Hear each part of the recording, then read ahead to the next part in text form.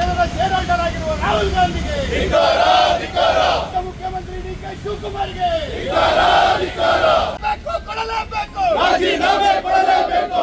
ದಲಿತ ಹಗರಣದಲ್ಲಿ ಶೇರಾಟರಾಗಿರುವ ರಾಹುಲ್ ಗಾಂಧಿಗೆ, ದಲಿತ ಹಗರಣದಲ್ಲಿ ಶೇರಾಟರಾಗಿರುವ ರಾಹುಲ್ ಗಾಂಧಿಗೆ, ದಲಿತ ವಿರೋಧಿ ನಾಗೇಂದ್ರಗೆ, ದಲಿತ ವಿರೋಧಿ ನಾಗೇಂದ್ರಗೆ ಕೊಡಲೇಬೇಕು,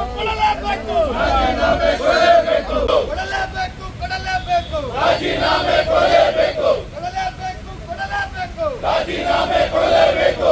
ದಲಿತ ವಿರೋಧಿ ನಾಗೇಂದ್ರ ಕೊಡಲೇಬೇಕು, ದಲಿತ ವಿರೋಧಿ ನಾಗೇಂದ್ರ ರಾಜೀನಾಮೆ ಕೊಡಲೇಬೇಕು,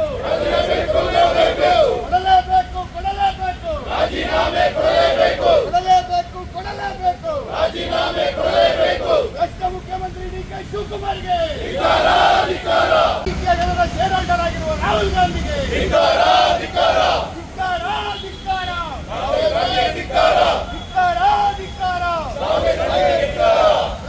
ಕಾಂಗ್ರೆಸ್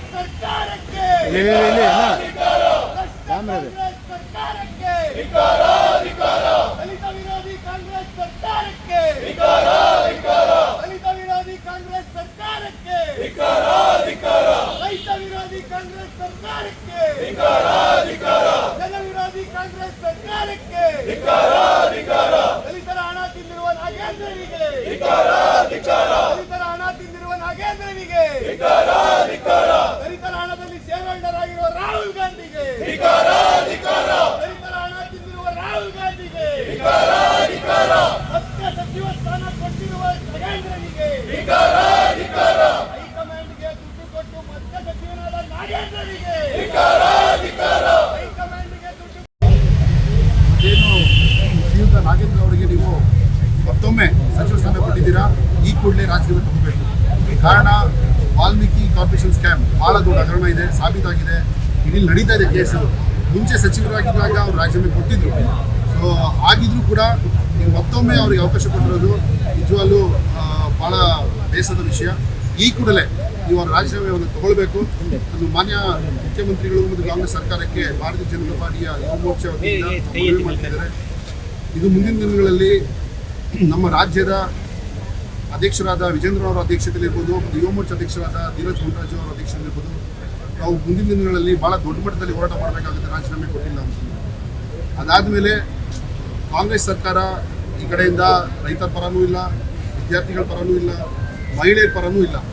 ನಾವೆಲ್ಲರೂ ಶ್ರೀಯುತ ಪ್ರಧಾನಿಗಳು ನರೇಂದ್ರ ಮೋದಿ ಅವರು ಡೆಲ್ಲಿಯಲ್ಲಿ 33% ಬಿಲ್ ತರಬೇಕು, ಮಹಿಳೆಯರು ಕೂಡ ನಾವು ಎಂಕರೇಜ್ ಮಾಡಬೇಕು, ಪ್ರೋತ್ಸಾಹ ನೀಡಬೇಕು ಅನ್ನೋ ದೃಷ್ಟಿಯಲ್ಲಿ ಅವ್ರು ಕೆಲಸ ಮಾಡ್ತಿದ್ರೆ, ಇಲ್ಲಿ ಕಾಂಗ್ರೆಸ್ನವ್ರಿಗೆ ಪ್ರಿಯಾಂಕಾ ಗಾಂಧಿ ಅವರು ಒಂದು ಕಡೆ, ಸೋನಿಯಾ ಗಾಂಧಿ ಅವರು ಒಂದು ಕಡೆ ಸಾಕು, ಮಹಿಳೆಯರು ಯಾರು ಬೇಡ ಅನ್ನೋ ನಿಟ್ಟಿನಲ್ಲಿ ಇವತ್ತು ರಾಜ್ಯದಲ್ಲಿ ಒಬ್ಬರೂ ಕೂಡ ಒಂದು ಸಚಿವ ಸ್ಥಾನ ಕೊಟ್ಟಿಲ್ಲ.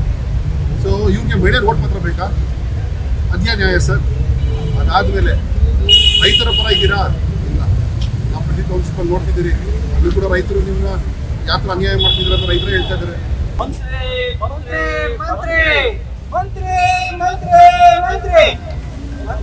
ಆದ್ಮೇಲೆ ಖಾತೆ ಇಲ್ಲ ಅಂದ್ರೆ ಪೋರ್ಟ್ಫೋಲಿಯೋ ಇಲ್ಲ ಅಂದ್ರೆ ಪೋರ್ಟ್ಫೋಲಿಯೋ ಇಲ್ಲ ಅಂದ್ರೆ ಏನ್ ಮಾಡ್ಬೇಕು? ಮಂತ್ರಿಗಿರಿ ಕೊಟ್ಮೇಲೆ ಪೋರ್ಟ್ಫೋಲಿಯೋ ಕೊಡ್ಲೇಬೇಕು ಅಲ್ವಾ?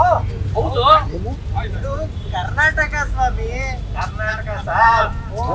ಹಾಗೆ ಸರಿ, ಈ ಪೋರ್ಟ್ಫೋಲಿಯೋ ಹಂಚಕ್ಕೆಲ್ಲ ಸ್ವಲ್ಪ ಟೈಮ್ ಬೇಕಾಗುತ್ತೆ. ಪೋರ್ಟ್ಫೋಲಿಯೋ ಇಲ್ಲ ಅಂತಂದ್ರೆ ಡಿಪಾರ್ಟ್ಮೆಂಟ್ ಅಲ್ಲಿ ಕೆಲಸ ಇಲ್ಲ. ಡಿಪಾರ್ಟ್ಮೆಂಟ್ ಅಲ್ಲಿ ಕೆಲಸ ಇಲ್ಲ ಅಂತಂದ್ರೆ ಅಂದ್ರೆ ಹಾಸ್ಪಿಟಲ್ ಡಾಕ್ಟರ್ಸ್ ಇದಾರೆ, ಹಾಸ್ಪಿಟಲ್ಸ್ ಇಲ್ಲ. ಟೀಚರ್ಸ್ ಇದಾರೆ, ಸ್ಕೂಲ್ಸ್ ಇಲ್ಲ. ಕಾರ್ ಡ್ರೈವರ್ಸ್ ಇದಾರೆ, ಕಾರ್ ಇಲ್ಲ. Exactly correct.